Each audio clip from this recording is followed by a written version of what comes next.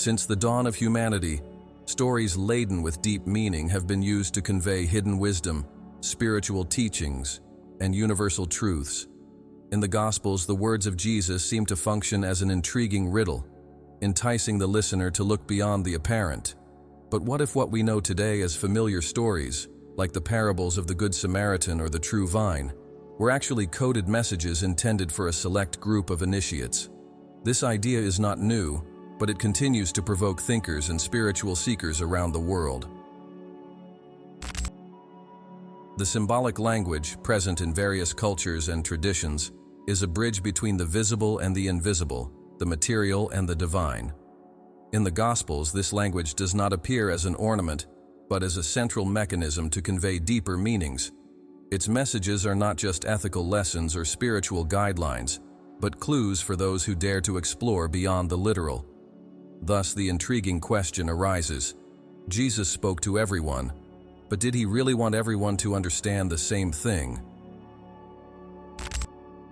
Often he would say, "Whoever has ears to hear, let them hear."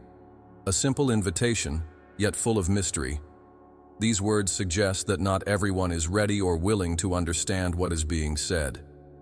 Could this indicate that the Gospels are, in fact, a spiritual map for those with fine-tuned perception? This perspective turns biblical texts into a vast field of exploration, where each phrase is a potential key to deeper secrets. Furthermore, the historical context in which the Gospels were written strengthens this idea. In a world full of persecutions and oppressive political systems, early Christians often needed to hide their messages in layers of symbolism, not just for protection, but as a way to ensure that only the spiritually awake would understand. This practice of hiding truths in symbolic language was common, not only in Christianity, but also in traditions such as the Greek and Egyptian mysteries. Interestingly, this approach also mirrors the ancient world's view on learning. For the ancients, spiritual knowledge was not something that could be given directly. It was necessary to earn access to it through effort, reflection, and an inner journey. Thus, the Gospels were not just a behavior manual, but an invitation to embark on a quest for something greater. The symbolic structure of the Gospels, however, is not something that has gone unnoticed. Philosophers and scholars throughout the centuries have dedicated their lives to unraveling the hidden meanings in these texts. Thinkers such as Origen, St. Augustine, and even modern scholars see in Jesus' words a constant invitation to look beyond the obvious. The stories, symbols, and parables carry multiple layers of interpretation, intended for different levels of understanding. But what makes these texts so fascinating is that they continue to serve as a mirror for the reader. Those who approach the Gospels with a literal mindset will find practical teachings for everyday life. On the other hand, those who allow themselves to explore the symbolism are led to reflections on the nature of existence, the relationship with the divine, and the purpose of life. It's as if the texts were a maze designed to challenge the reader to find their own way out. In this context, the figure of Jesus emerges not only as a spiritual teacher, but as an encoder of universal truths. He used common images and metaphors, seeds, light, salt, vines, to convey something that at first glance seemed simple, but at the same time, challenged the intellect and the soul. He transformed the everyday into a portal to the transcendent, showing that the divine was not separated from the world, but present in every detail of life. As we delve into this journey through the Gospels, we realize that symbolic language was not just a literary style, but a tool to transform consciousness.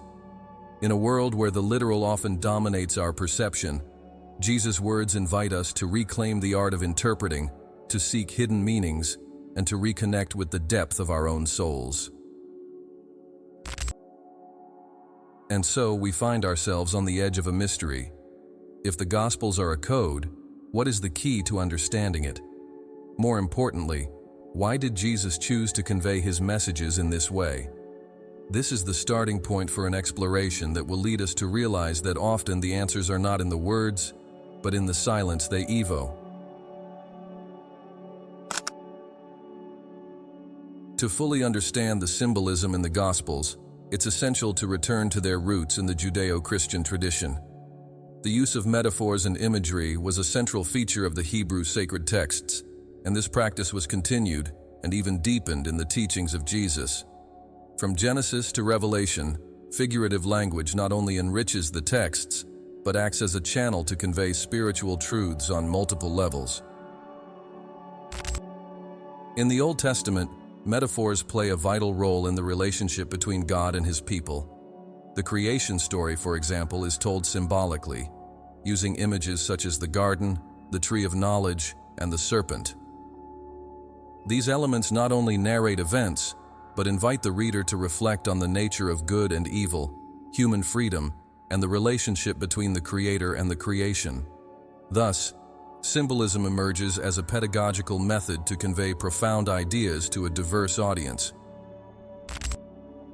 The Psalms and Proverbs, often quoted by Jesus, are filled with poetic and symbolic language. God is described as a shepherd, a refuge, and a rock. These symbols transcend literal language, offering believers a way to experience the divine presence in different aspects of life. In the prophetic books, such as Isaiah and Ezekiel, the symbolism takes on a more visionary tone, with images of vineyards, rivers of life, and new heavens, pointing to spiritual realities beyond human reach. When Jesus begins to preach, He adopts and transforms this symbolic heritage, making it more accessible, but also more enigmatic. He often quotes passages from the Old Testament, but adds a new context, expanding their meaning. For example, when mentioning the bread of life, He connects the idea of manna in the desert with His own mission to spiritually feed humanity. This pattern of reinterpreting ancient symbols reinforces the continuity between Jewish traditions and His teachings. One of the striking characteristics of Jesus' symbolism is the use of parables. These simple stories, often based on everyday activities such as farming, trade, and fishing, carry messages that go far beyond their surface. The act of sowing seeds, for example, is not just a description of an agricultural practice, but an allegory about how the message of the kingdom is received in different ways by people. The symbolism here lies in the contrast between the visible and the invisible, the material and the spiritual. This practice of using stories as vehicles for deeper truths was not exclusive to Jesus. The Jewish wise men, known as rabbis, also used parables and analogies to teach. The difference, however, lies in the way Jesus used symbolism to create a transformative experience. He not only conveyed knowledge, but challenged His listeners to think, reflect, and seek a deeper understanding. For many, this was uncomfortable, as it required effort and willingness to step out of the comfort zone of literal thinking. Another fascinating aspect is how the symbolism in the Gospels connects the divine to the everyday. Instead of using grandiose or abstract images, Jesus chooses simple and familiar elements: light, salt, sheep, lost coins. Each of these symbols resonates on multiple levels.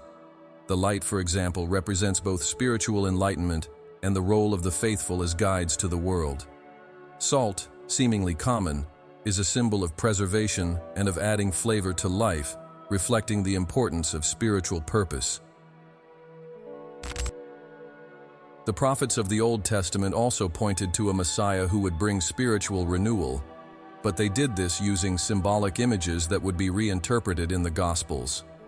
Isaiah speaks of a suffering servant, a figure who bears the sins of the people. In the Gospels, this image comes to life in Jesus, but in a way that confuses the messianic expectations of His time. Instead of a political liberator, He appears as a spiritual guide, whose victory is achieved through humility and sacrifice. Furthermore, the symbolism in the Gospels reflects a cosmic view of time and space. The kingdom of heaven, often mentioned by Jesus, is not just a place, but a state of being. It is within you, as He says, inviting listeners to seek an inner connection with the divine. This view broadens the traditional Jewish perspective, which often focused on the relationship between God and the nation of Israel, to a more universal and internalized approach. Jesus' choice to use symbols instead of direct explanations can also be understood as a reflection of his belief in spiritual freedom. He doesn't force comprehension, he inspires it. Symbolism allows each individual to interpret the message according to their own level of understanding and spiritual journey. This creates a space for the words to resonate uniquely in each heart, transforming the Gospels into a living text. As we progress on this journey to unravel the symbolism of the Gospels, it becomes clear that each image and metaphor is a piece of a larger puzzle. These symbols are not just literary artifacts. They are tools to awaken consciousness, to connect the human to the divine, and to inspire profound transformation. The parables of Jesus are among the most intriguing elements of the Gospels. They are not simple stories to illustrate ethical points. They function as gateways to a deeper understanding of spiritual life. For many, these narratives are enigmas wrapped in symbolism, designed to challenge the mind and touch the soul. But why did Jesus choose to teach through parables? Why not use direct language that everyone could understand? The answer to these questions reveals the hidden role of these stories and their intent to separate the curious from the truly awakened. Jesus often said, "The kingdom of heaven is like," before launching into a parable. These introductions suggest that the meaning of the kingdom is not something that can be directly grasped. One must dive into the layers of symbolism, unraveling what lies beyond the words. The parables, therefore, are like maps to a spiritual territory, guides designed to lead the listener to discover something for himself. A powerful example is the parable of the sower. In this narrative, Jesus describes how different types of soil represent different types of receptiveness to the divine word. The symbolism is clear. It's not just a story about agriculture, but a lesson about the human heart. Those who hear the word and understand it are like the fertile soil, while those who reject it are like the rocky soil. But what's interesting here is that the explanation of this parable was not given to the general public.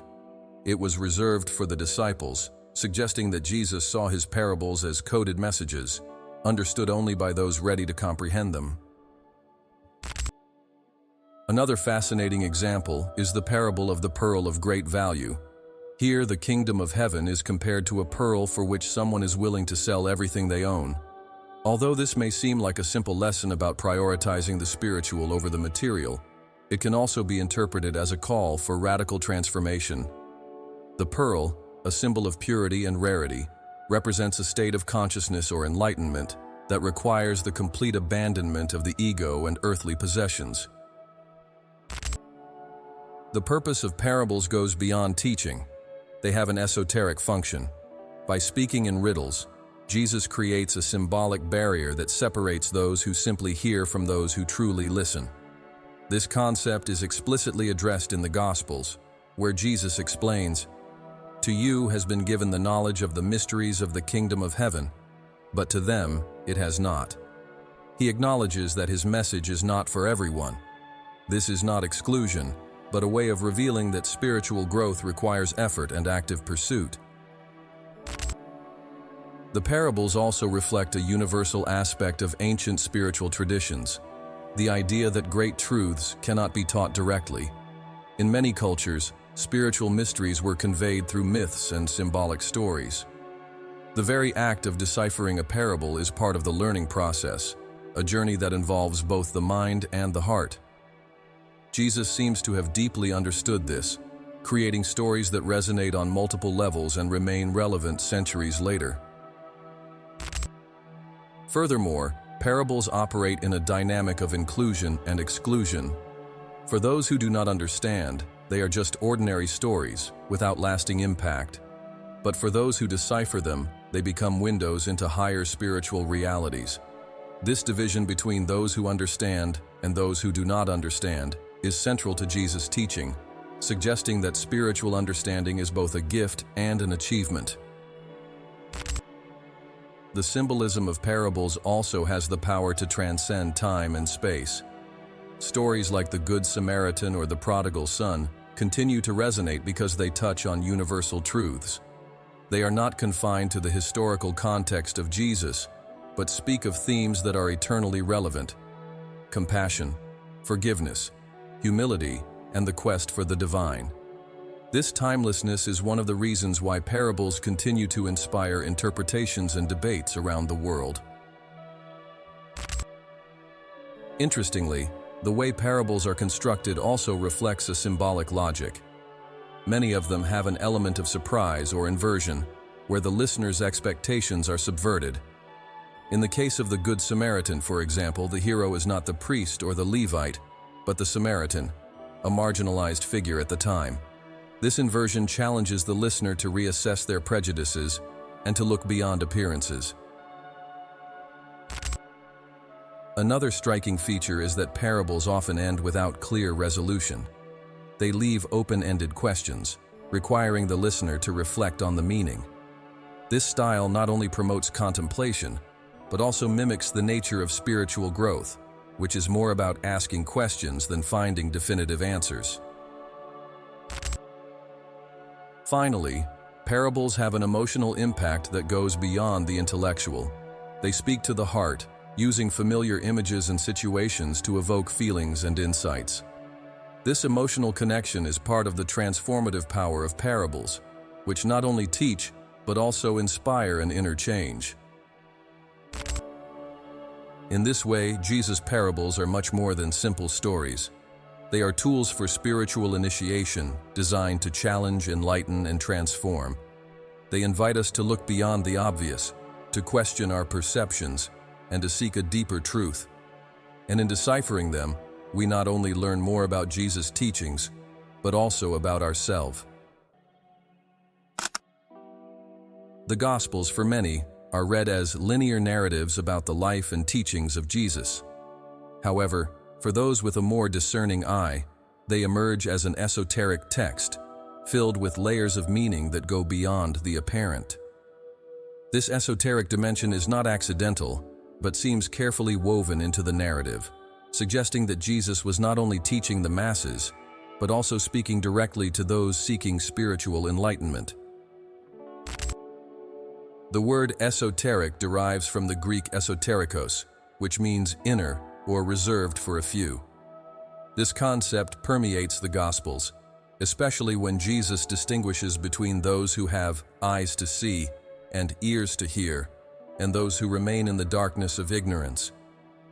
By using symbols, metaphors, and parables, he was simultaneously revealing and concealing spiritual truths, making the Gospels accessible at different levels of understanding. A clear example of this can be found in the moments when Jesus pulls the disciples away from the crowd to explain the hidden meanings of his parables. In the Gospel of Mark, he says, "To you has been given the mystery of the kingdom of God, but for those outside everything is said in parables." This statement suggests that the Gospels are not just a public record of his teachings, but a dual text, intended for both those seeking immediate answers and those ready to delve into the mystery. In addition to parables, the Gospels contain symbolic elements that resemble keys to deeper spiritual realities. The use of numbers, for example, is noteworthy. The number 12, which appears in the Apostles and the tribes of Israel, symbolizes totality and divine order. The number 7, present in miracles and the days of creation, suggests spiritual perfection. These numbers are not accidental. They encode messages that can only be deciphered by those familiar with biblical symbolism. Another esoteric element is the repetition of themes related to light, the path, and water. When Jesus says, "I am the light of the world," he is not simply offering a comforting metaphor. He is indicating a state of consciousness that illuminates inner darkness. Similarly, the living water mentioned to the Samaritan woman represents a spiritual flow that quenches the soul's thirst, and the path is not just a road, but a way of life that leads to union with the divine. These esoteric themes also appear in the most dramatic moments of the Gospels, such as the crucifixion and the resurrection. The cross, for the initiated, is not just an instrument of death, but a symbol of transformation and transcendence. It represents the death of the ego and the rebirth of the spirit. The resurrection, in turn, can be seen as more than a historical event. It is a metaphor for spiritual awakening, where the individual overcomes the limitations of the flesh to unite with the divine. The Gospels also present a stark contrast between the crowd and the disciples. The crowd represents those who seek signs and miracles, but remain on the surface. The disciples, on the other hand, are initiated into a deeper wisdom, invited to partake in an inner journey. This is evident when Jesus sends them to preach, but also tells them that they would face rejection and persecution, a reflection of the difficulty of carrying spiritual truth in a world centered on the material. Another esoteric aspect of the Gospels is the way they speak of the inner house, or temple. Jesus often challenged the external religiosity of the Pharisees, pointing to the need to purify the heart. "The kingdom of God is within you," is one of the most powerful statements in the Gospels, suggesting that the true temple is not made of stone, but is the human being itself, where God resides. This esoteric idea resonates with many mystical traditions, which view the spiritual journey as an inward quest. The miracles performed by Jesus can also be interpreted as esoteric signs. The healing of the blind, for example, can be seen as an awakening to spiritual truth. The transformation of water into wine in Cana symbolizes the transmutation of ordinary existence into a spiritually enriched life. These actions, while real to many, also carry symbolic meanings that speak of inner transformation. The esotericism of the Gospels is not restricted to just the canonical texts. In the Apocryphal Gospels, like that of Thomas, we find even more explicit statements about symbolism and the inner quest. "The kingdom is within you and around you" echoes Jesus' teachings in the canonical texts, but in a way that emphasizes the personal journey even more. These often controversial texts reinforce the idea that early Christianity was deeply mystical and symbolic. In the end, the esotericism of the Gospels is not a barrier, but an invitation. They do not intend to hide the truth, but to awaken the search for it. Jesus spoke in symbols not to confuse, but to draw the listener to transcend the obvious and enter the mystery. It's as if each word was a seed planted in the listener's heart, waiting for the right moment to germinate.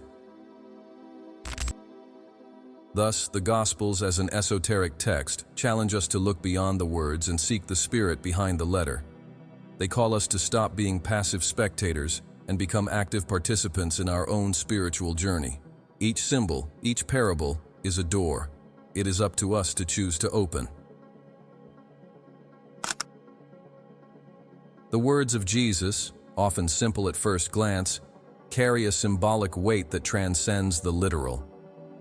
He used metaphors that spoke directly to the daily life of his audience, but at the same time held hidden meanings, ready to be discovered by those seeking something beyond the visible.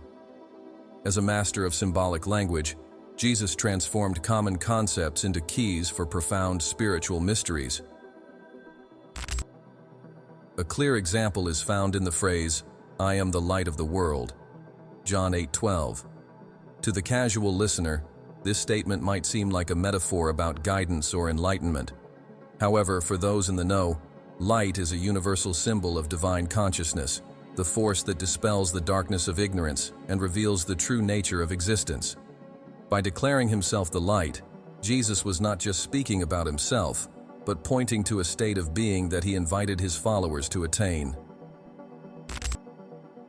Another term filled with symbolism is living water. When Jesus speaks to the Samaritan woman at the well, John 4:10-14, he offers water that will quench thirst forever. Literally, water represents life, something essential for survival. But spiritually, this living water is the inner strength, the connection with the divine that sustains the soul and fills it with purpose. Here, Jesus invites the listener to transcend material needs and seek something eternal. The metaphor of the path is another of the most powerful ones in the Gospels. In John 14:6, he declares, "I am the way, the truth, and the life." For followers, this statement is not just a reaffirmation of faith, but a spiritual roadmap. The way represents the inner journey of self-transformation. The truth is the knowledge of the divine nature, and the life is the enlightened state that results from this journey. The phrase is at the same time a practical guide and an invitation to explore the mysteries of existence. The term bread of life also carries a hidden meaning. When Jesus multiplies the loaves and distributes them to the crowd, he performs more than a physical miracle. Bread, in Jewish tradition, is a symbol of divine provision. However, by declaring himself the bread of life, John 6:35, Jesus goes further, positioning himself as the source of spiritual sustenance. Here, the act of eating this bread symbolizes the internalization of his teachings and the experience of a deep connection with the divine. The references to the kingdom of heaven are perhaps the most intriguing of all. Jesus repeatedly describes the kingdom using parables, comparing it to a mustard seed, yeast in bread, or a hidden treasure in the field. These images reveal that the kingdom is not a physical place, but an inner experience, something that grows almost invisibly, but completely transforms the life of whoever discovers it. This notion aligns with the idea that true spirituality is a journey of personal discovery. The symbolism also extends to expressions such as salt of the earth and light of the world, Matthew 5:13-14. The salt, used to preserve and purify, represents the transformative influence of Jesus' followers in the world. The light, as previously mentioned, is a symbol of truth and revelation. Together, these metaphors not only describe the role of the disciples, but also point to the importance of a life lived in alignment with spiritual principles. The miracles performed by Jesus often contain hidden meanings that reinforce his symbolic message. When he heals the blind, for example, the action is both physical and spiritual. Blindness symbolizes ignorance, and healing represents awakening to the truth. Similarly, when he calms the storm, it is not just an act of mastery over nature, but a reminder that faith is capable of bringing peace amidst chaos. Another recurring symbol is the use of numbers, such as the 12 apostles or the 40 days of fasting. The number 12 symbolizes divine order and totality, while 40 is associated with periods of testing and transformation. These seemingly arbitrary numbers hold meanings that connect the narratives of Jesus to a broader understanding of spiritual cycles and divine purposes.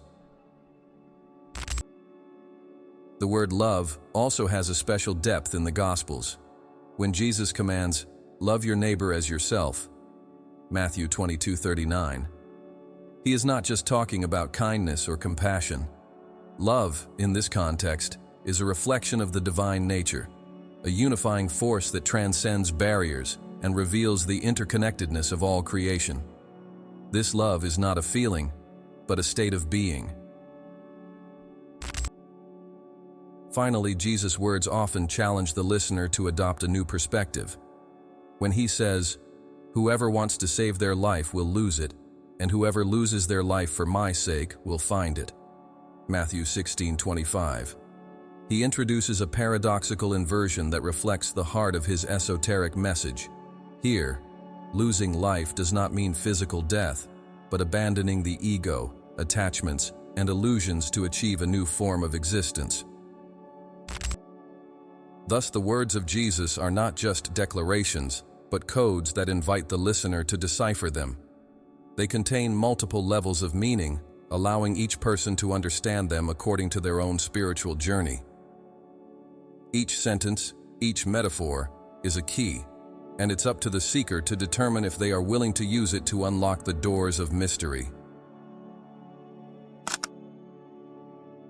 The Gospels, although deeply rooted in Jewish tradition, show traces of influences from other cultures and spiritual traditions that flourished around the Mediterranean and beyond. The words and actions of Jesus often resonate with themes found in Greek, Egyptian, and even Eastern philosophies. This does not diminish the uniqueness of his message, but reveals how he synthesized universal truths into accessible and transformative teaching. In the Greek mysteries, such as those of Eleusis and Orpheus, we find an emphasis on spiritual rebirth and the transformation of the individual. The Eleusinian rituals, for example, revolved around the myth of Demeter and Persephone, which symbolize the death and rebirth of the soul. Similarly, Jesus' teachings about the kingdom of heaven, rebirth and resurrection echo these ideas.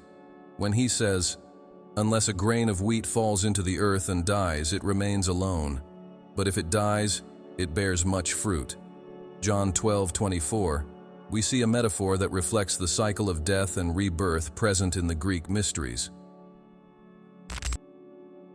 The Egyptian influence is also evident in certain metaphors and symbols used by Jesus. Egypt, with its long spiritual tradition and mystical practices, greatly influenced Hellenistic Judaism and, consequently, the cultural environments in which Jesus lived. The idea of light as a central symbol of spirituality, for example, is a recurring theme both in Egyptian spirituality and in Jesus' teachings. In Egyptian texts, such as the Book of the Dead, light is associated with eternal life and ascension to the divine, a clear parallel with Jesus' words, "I am the light of the world," John 8:12. Eastern traditions, including wisdom concepts derived from Zoroastrianism and Hinduism, also resonate in the teachings of Jesus. Zoroastrianism, with its emphasis on the battle between light and darkness, provides a backdrop for many of Jesus' metaphors about overcoming spiritual darkness with the light of truth. Moreover, the concept of loving thy neighbor has parallels in Hindu Dharma and in Buddhist teachings of universal compassion. Although there is no direct evidence that Jesus was influenced by these traditions, the parallels suggest that he was attuned to universal spiritual truths. A particularly intriguing connection is between Jesus' use of parables and the symbolic stories found in the Indian Upanishads. Just as Jesus used simple stories to illustrate profound truths, Indian sages conveyed teachings through tales that challenged the listener to seek understanding beyond the words. For instance, the parable of the sower, with its layers of meaning, resonates with the methods of the rishis who encoded spiritual truths in poetic narratives. The Essenes, an ascetic Jewish sect that flourished in the Dead Sea region, may also have influenced Jesus' message. The Essenes were known for their dedication to spiritual purity and communal living, and their writings, such as the Dead Sea Scrolls, highlight themes like the struggle between the sons of light and the sons of darkness. This dichotomy is clearly reflected in the Gospels, where Jesus often contrasts light and darkness, life and death, truth and falsehood. The concept of a path spiritual, central in the teachings of Jesus, also resonates in the traditions of Taoism and Buddhism. The Tao, for example, is described as the natural path of the universe, and following this path brings harmony and enlightenment. When Jesus says, "I am the way, the truth, and the life," John 14:6, he seems to articulate a similar vision where alignment with the divine essence leads to spiritual fulfillment. The Orphic Mysteries, another Greek tradition, offer a fascinating connection to the idea of spiritual liberation. The Orphics believed in the purification of the soul to escape the cycle of rebirth.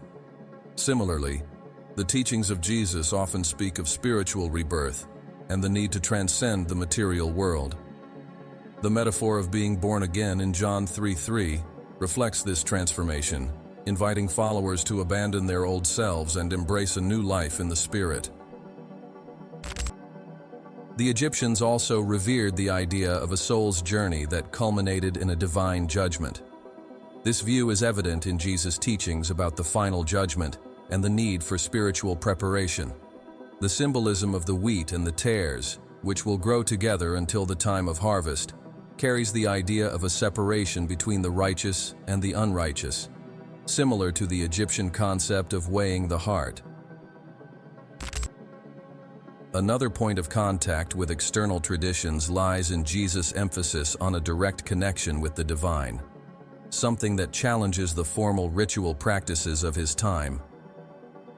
Just as Eastern mystics sought direct union with the divine through meditation and self-reflection, Jesus encouraged his followers to pray in secret, away from the crowds, saying, "When you pray, go into your room, close the door and pray to your Father, who is unseen."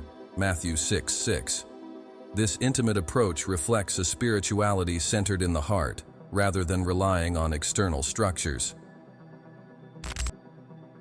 The Gospels, therefore, do not exist in isolation, but connect to a larger tapestry of spiritual wisdom that spans cultures and ages. Jesus not only embodied ideas from his Jewish tradition, but also resonated with universal themes present in other traditions. His message is, at the same time, deeply local and immensely universal, speaking both to the heart of the people of first-century Palestine and to souls seeking spiritual understanding in any. The Apocryphal Gospels, texts excluded from the official biblical canon, offer a fascinating glimpse into the teachings of Jesus that often escape traditional understanding. These writings, such as the Gospel of Thomas, the Gospel of Mary Magdalene, and the Gospel of Philip, challenge our perceptions by presenting a more mystical and esoteric vision of Jesus' message.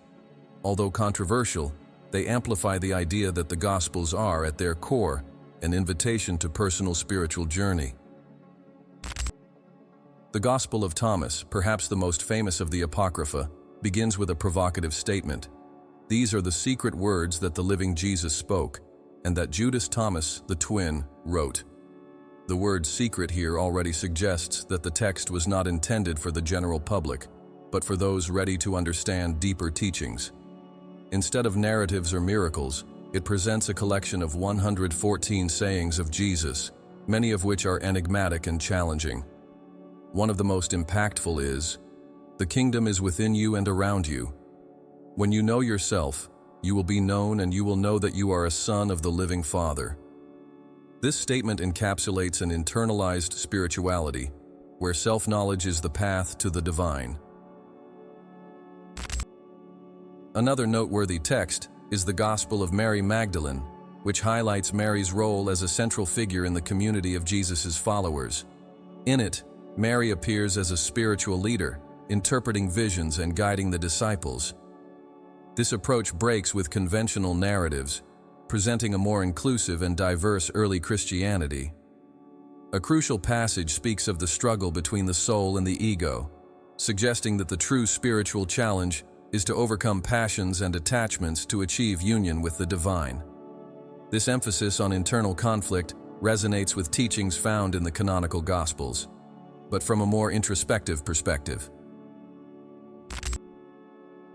The Gospel of Philip delves into themes such as spiritual union and the mystery of the divine. It describes the sacraments as rites of inner transformation, not just as external practices. For example, the text talks about the bridal chamber, a symbol that many scholars interpret as the union of the soul with the spirit, an idea present in mystical traditions around the world. This image echoes the metaphor of Jesus as the bridegroom in the canonical Gospels, but the apocryphal interpretation is more deeply esoteric, suggesting a personal experience of enlightenment. These texts also present a more challenging view of the relationship between the spiritual and the material. In the Gospel of Thomas, Jesus says, "If you bring forth what is within you, what you bring forth will save you. If you do not bring forth what is within you, what you do not bring forth will destroy you." Here, salvation is positioned as an internal process, in contrast to more institutional interpretations of religion. This focus on the inner reflects a spirituality that does not rely on temples or rituals, but on personal transformation. The Apocryphal Gospels also provide a unique perspective on the kingdom of heaven. While the canonical texts often present it as something that will come in the future, The apocryphal ones describe it as a present and accessible reality.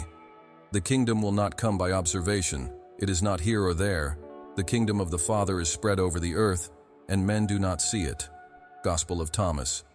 This view challenges the reader to seek the divine in everyday life, in the present experience, rather than waiting for an external event. Another striking feature of the apocryphal texts is their more symbolic approach to the events of Jesus' life. The Gospel of Philip, for example, interprets the crucifixion not just as a physical sacrifice, but as a symbol of the struggle between light and darkness. This view is similar to Gnostic traditions, which often saw the events of Jesus' life as archetypes of a universal spiritual journey. The resurrection, in this context, is less of a historical event and more a metaphor for the awakening of the soul. The apocryphal texts also enhance the understanding of the role of Jesus' disciples and followers. They are not just passive recipients of his teachings, but co-participants in a spiritual quest. In many cases, the apocryphal texts show intense dialogues between Jesus and his followers, where profound questions are asked and challenging answers are offered.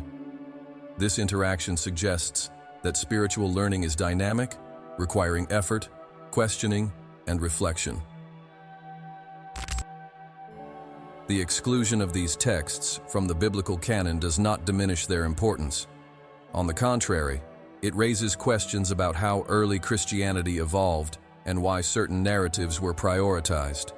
The more mystical and esoteric view of the Apocrypha may have been considered challenging for a community seeking to consolidate common beliefs and institutional practices. However, these texts continue to fascinate scholars and spiritual seekers for their symbolic richness and depth. Finally, the apocryphal Gospels remind us that Jesus' teachings are not a monolith, but a kaleidoscope of ideas, symbols, and messages that challenge and inspire. They broaden our understanding of his mission and invite us to explore lesser-known, yet equally powerful aspects of his message. As we delve into these texts, we are confronted with the same question that echoes in the canonical Gospels. Are we willing to look beyond the obvious to find what is hidden? The symbolic language of the Gospels is more than a literary tool. It's an invitation to transformation. Each metaphor, parable, and image carries within it a call to the inner journey, a movement that begins with superficial understanding and advances to a deep connection with the divine. Jesus used this language not only to teach, but to awaken, challenging his listeners to explore their own spirituality and discover the hidden truths within themselves. When Jesus speaks of the kingdom of heaven, he is not pointing to a physical place, but to a state of consciousness. In the Gospels, the kingdom is described as something small, almost imperceptible, but with extraordinary transformative potential. The kingdom of heaven is like a mustard seed. Matthew 13:31. This metaphor reflects the inner journey. It begins with a simple awakening, a desire to understand, but it grows and transforms the entire perception of life. The mustard seed symbolizes the seed of divine consciousness planted in each of us, which when cultivated becomes a sturdy tree, a spiritual shelter. The inner journey is also represented by the path. Jesus often invites his followers to follow his steps, indicating that spirituality is not a destination point, but a continuous process. I am the way, the truth, and the life, John 14:6, is not just a statement of identity, but a symbolic map. The way represents spiritual practice. The truth is the enlightenment achieved along this journey, and the life is the state of fullness that results from union with the divine. This triad encapsulates the essence of the spiritual journey. The light, another central metaphor, symbolizes understanding and revelation. Jesus declares, "While I am in the world, I am the light of the world," John 9:5. But he also challenges his followers to become lights. "You are the light of the world," Matthew 5:14. Here, the inner journey is illustrated as a process of illumination, where the individual becomes a channel of divine truth. The light not only reveals what is hidden, but also guides others on the way. Another rich metaphor is that of water. When Jesus offers living water to the Samaritan woman, John 4:10-14, he is speaking of something deeper than quenching physical thirst. The living water symbolizes the connection with the Spirit, a continuous flow of life and renewal that fills the soul.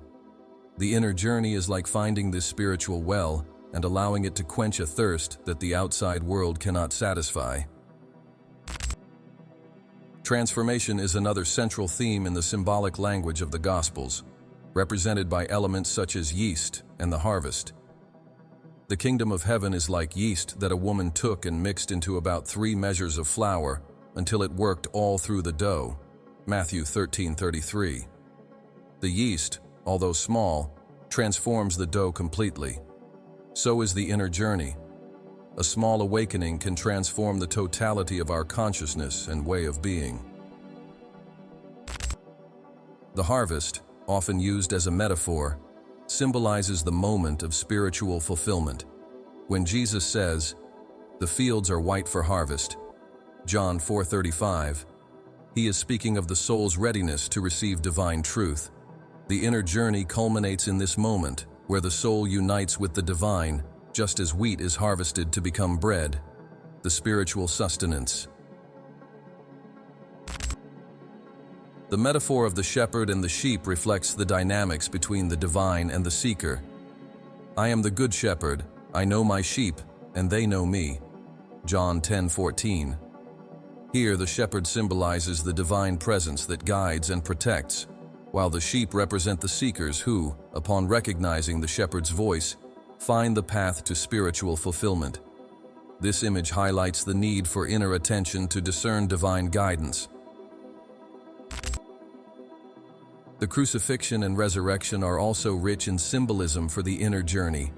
The cross, in its essence, represents the surrender of the ego, the sacrifice of illusions, and the acceptance of transformation. When Jesus says, "Whoever wants to be my disciple must deny themselves and take up their cross and follow me," Matthew 16:24, he is inviting each individual to face their own journey of inner death and rebirth. The resurrection, then, symbolizes the awakening to a new life, illuminated by the connection with the divine. The metaphor of the feast often appears in the Gospels, representing the state of communion with the divine. The kingdom of heaven is like a king who prepared a wedding banquet. Matthew 22:2. Here, the feast is not just a celebration, it is the culmination of the spiritual journey, where the seeker finds fulfillment and unity. The invitation to the feast is universal, but few accept. This is a powerful reminder that the inner journey requires dedication and bravery. Finally, the Gospels remind us that the inner journey is deeply personal, but never solitary. Jesus constantly encourages his followers to share their light, to live as yeast in the world, to be salt, and to participate in the harvest. Spirituality is not just about personal transformation, but about how that transformation impacts the world around us. Thus, the symbolic language of the Gospels not only points to an inner journey but guides us in it. Each metaphor is a key, each parable a map. They invite us to look beyond the literal, to explore the mysteries of the heart, and to discover the kingdom of heaven within us. This journey, as Jesus shows, is not a destination to be reached, but a path to be tread with faith, courage, and love. Throughout the centuries, the Gospels have been interpreted in various ways, as historical narratives, ethical texts, or morality manuals. However, when we delve into their symbolic language, they reveal themselves to be much more than that. Each word, metaphor, and parable transforms into an invitation to an inner journey, an exploration of the depths of the human soul and its connection with the divine. The impact of this symbolic approach has not only shaped spirituality throughout history, but also offers a practical and transformative application in our modern lives. The key to understanding the symbolic message of the Gospels lies in recognizing that they speak to the human heart in a universal and timeless manner. The metaphors of light, path, living water, and inner kingdom continue to resonate because they address essential questions. Who are we? What is the purpose of our existence? How can we reconnect with the divine? These questions, as old as humanity itself, are still relevant today, in an era often dominated by external distractions and internal disconnections. One of the most transformative teachings from the Gospels is the idea that the kingdom of heaven is within us. This simple yet profound truth challenges the conventional view that happiness, fulfillment, or spirituality depend on external factors. Instead, it points to self-discovery and self-realization as the true path to wholeness. Jesus invites us to look within, to explore the recesses of our soul, and to find there the divine presence. This teaching continues to be a guiding light in a world where many seek answers outside of themselves. The metaphor of the path is another powerful lesson for modern life. In a time of hurry and impatience, the Gospels remind us that the spiritual journey is not a straight line nor a fixed destination, but a continuous process of learning, growth, and transformation. The narrow path mentioned by Jesus, Matthew 7:14, is not just a challenge, but an opportunity to live with purpose and awareness. It encourages us to tread a path of self-understanding, compassion, and alignment with higher values. The symbolism of light also resonates in our current context. In a world full of conflict and darkness, Jesus' words, "You are the light of the world," Matthew 5:14, remind us of the transformative power each of us possesses. Light in this sense is not just the ability to illuminate our own paths, but to inspire and guide others. The inner journey, then, is not an isolated act, but a movement that reverberates in the world around us.